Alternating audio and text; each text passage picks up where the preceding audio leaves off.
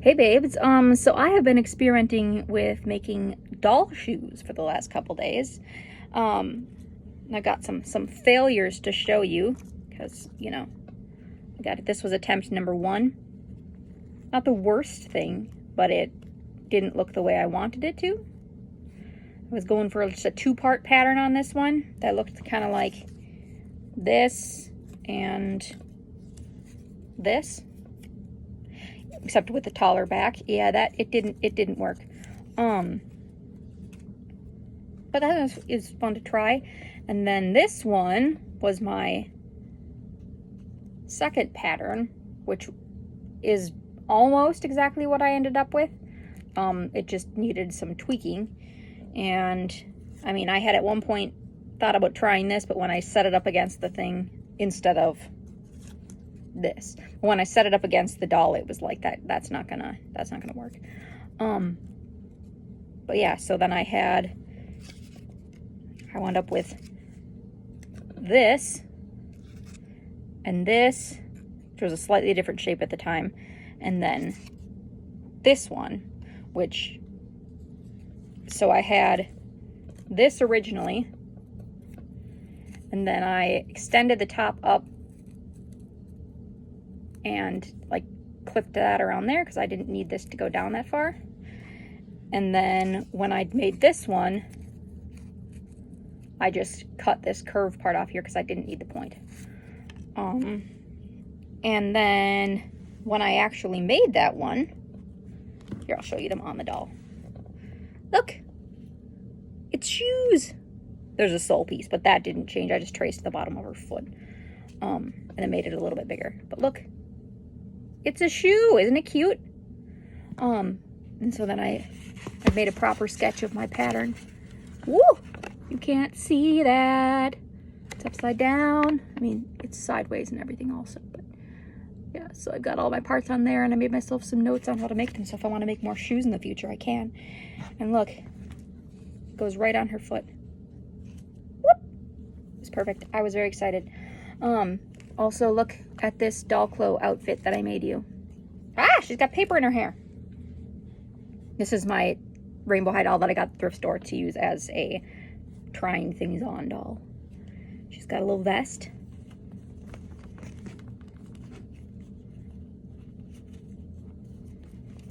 Which I was going to make a video about making, but then I got bored of videoing it and just finished making it. Isn't it cute?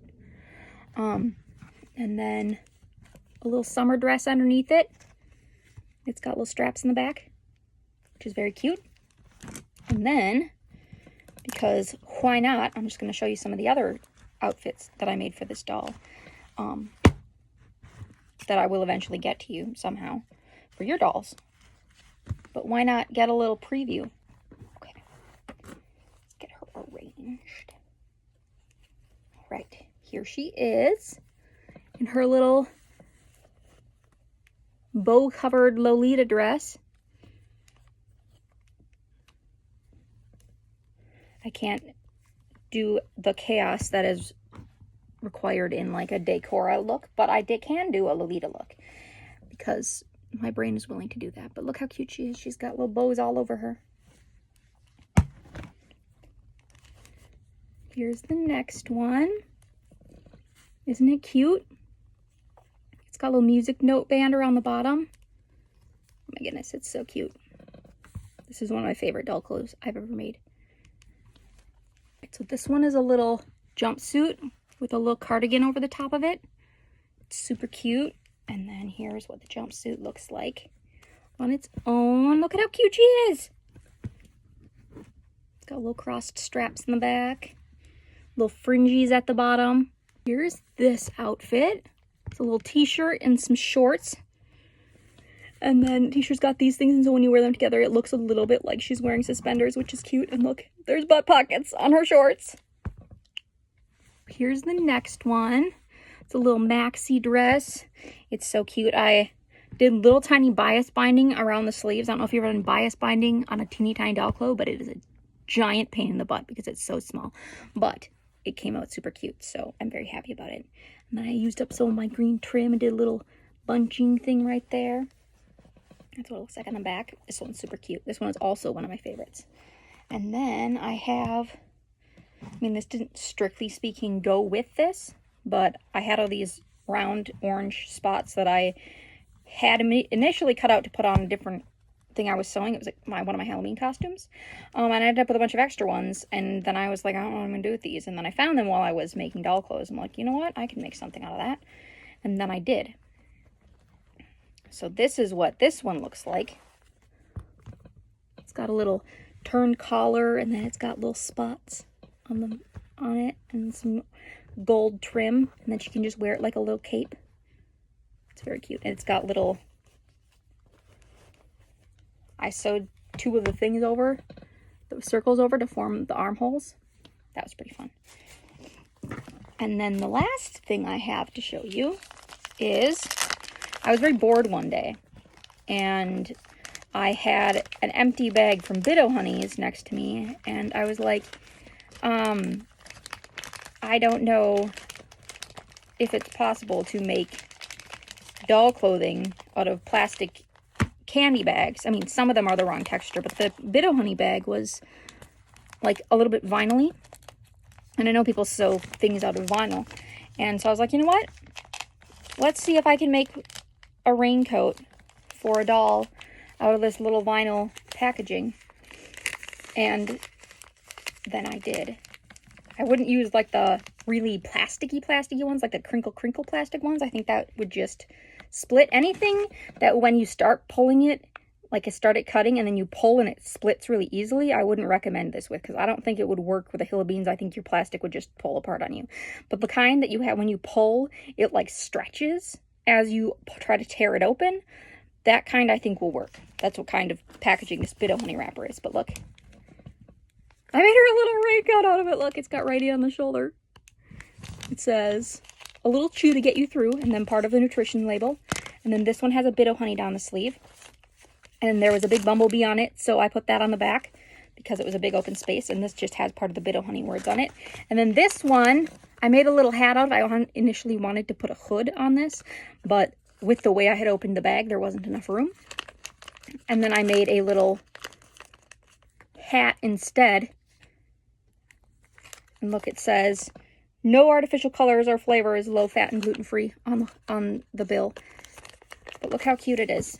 And then she can wear it on top of her nog and go out in the rain. Look at how cute it is! Also, you don't have to hem any of this because it's plastic, vinyl-y kind of thing, and so it doesn't fray.